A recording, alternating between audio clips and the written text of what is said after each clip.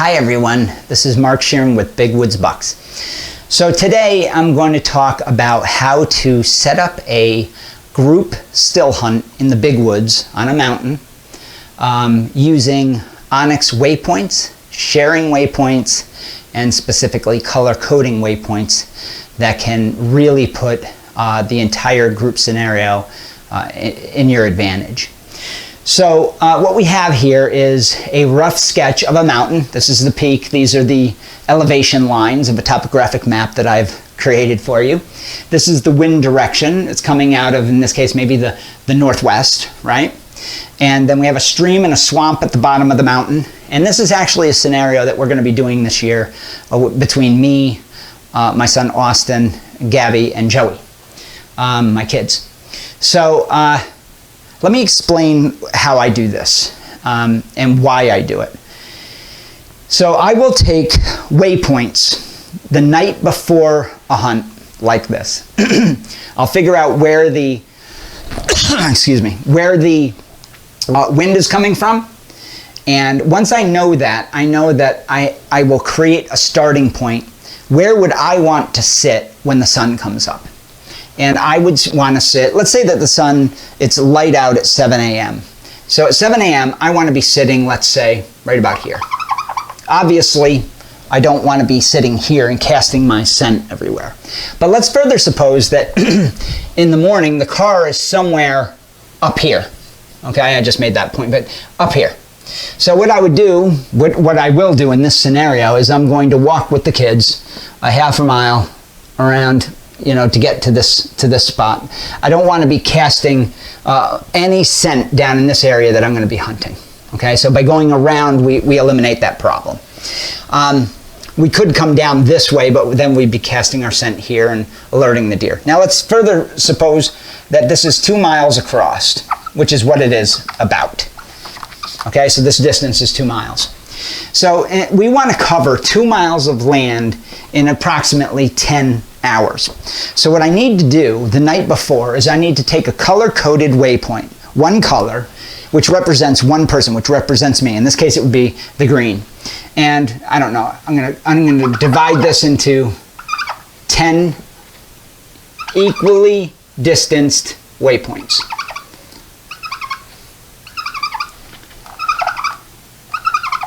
What's that? Okay, did pretty good on that one.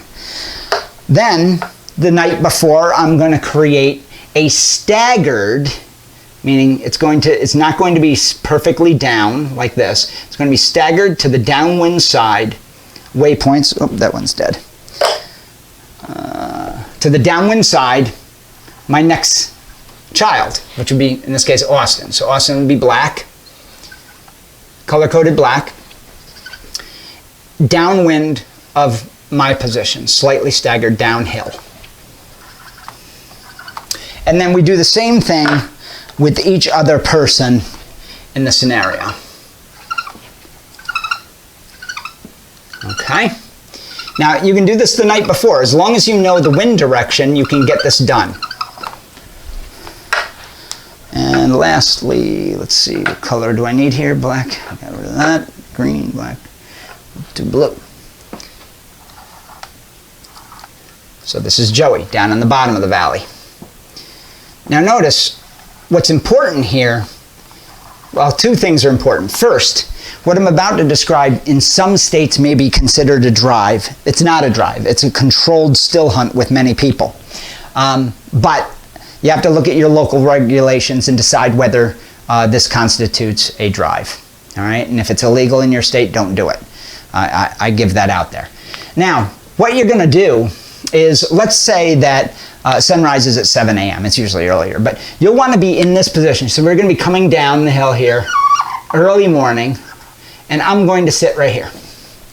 Then I have already shared my waypoints, my color-coded waypoints. Every one of my kids has this entire scenario on their phone. They have all the color-coded waypoints, and they know that I'm green, Dad is green, and so then next person goes down, and they go and they sit in their respective spots. Okay? So by sunrise, everybody's been sitting, relaxing, and is starting at the same time. Then we know, let's say that the first hour after it gets light is 8 a.m. And let's say sunrise was at 7 a.m. That's not the case, but let's say it was for ease. I'm going to travel that distance. So is this person. So is Gabby. So is Joey. So they're going to hit their spots right here. Now, let's say that they're going so slow that at 8 a.m. they're here. Then they know, oh, I got to speed up. So they catch up. All right? So by 8 a.m., everybody knows the pace at which it takes to get from this point to this point to this point each hour they're going. Now, what does this do? It creates a zone of coverage, almost like a football team. All right? So now if you think about it, if you're randomly still hunting, you might have 4 people all over the place in a random sort of pattern, which is dangerous, can be dangerous. In this situation, you want to set up this scenario to be far enough apart that you're safe, no matter which way you shoot, because you're usually shooting at a moving deer. And people have a tendency not to pay attention when they're doing that. I don't care who you are, it gets exciting, and you want to have a safety zone. So make sure that this distance is far enough that you have enough cover between you, that it's a non-issue, that it's a completely safe situation. And because we're not driving, we don't have sitters out here getting shot at. All right, I've never liked that idea of a driven hunt. Now why do we do this, and why do we stagger it that way? You know, we have the wind coming from this direction. We obviously could have had everybody in a perfectly straight line going downhill, whatever. Here's why. When this person or this person or this person kicks a deer up, that deer is going to want, in more times than not, to get to the downwind side. Now, I'm not saying I know what a deer thinks. Deer are going to do what deer do. Some of them are going to go straight out and not give a damn, you know. But in the big woods, what we're trying to do is we're trying to lower our chances of a mistake, or heighten the opportunity, put the odds in our favor, right? Now, in the big woods, odds in your favor might be increasing your odds by 10%, 5%, 2%, whatever it is. Anything that gives you a slight advantage in understanding deer behavior to the hunt is going to be to your advantage. So what's beautiful about this is the deer might go here, and this person gets a shot. This person might bump a deer, and if you have somebody down here working the swamp, they might get a shot. But that deer, more times than not, is going to double back. Now, how do I know this? Because I used to do this on the farm when I was a little kid, and they wanted to always put me in a stand or have me sit someplace. I said, I can't do that, you know?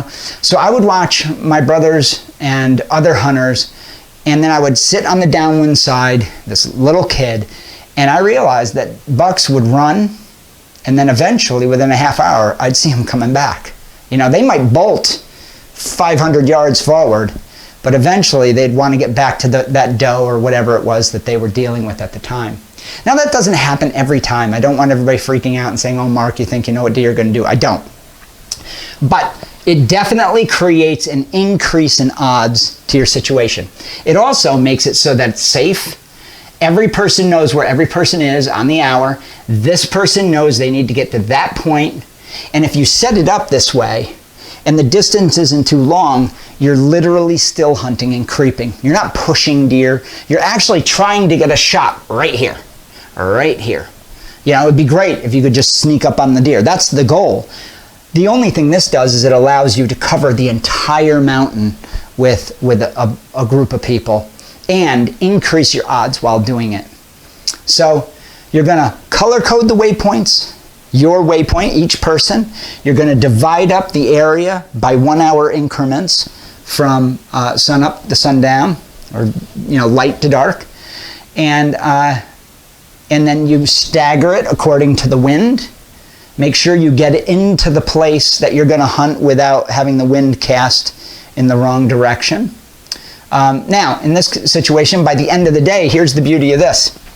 You can also set up a group waypoint. Take each color-coded person, and then you're going to make a group waypoint at the end, and in the dark, people will find each other with their flashlights to that waypoint, and then you go out together. Also, the beauty is of this is really cool.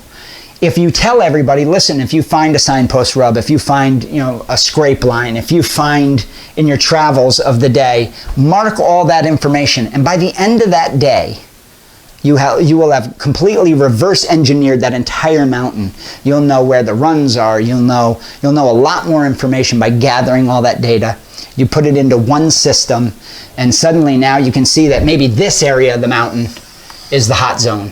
Maybe there's trails that come up the mountain there for some specific reason because there's oaks or beaches up here, and all of this information you may not have known, but because you're collecting 4 or 5 or 6 or 7 people's data and it's all on the map, you can share all that information. And the waypoints in OnX has little symbols for rubs and oak trees and all kinds of cool things. So you can literally in one day do a massive amount of scouting while you're still hunting. And you've covered 2 miles by maybe a half mile to a mile, which is a big chunk of land. Even in the big woods, that's a good chunk of land. So I hope that made sense, and I hope you try it if your state allows it.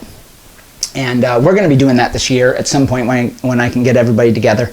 And I already have it mapped out for a mountain that looks just like this. And yeah, so good luck. Enjoy.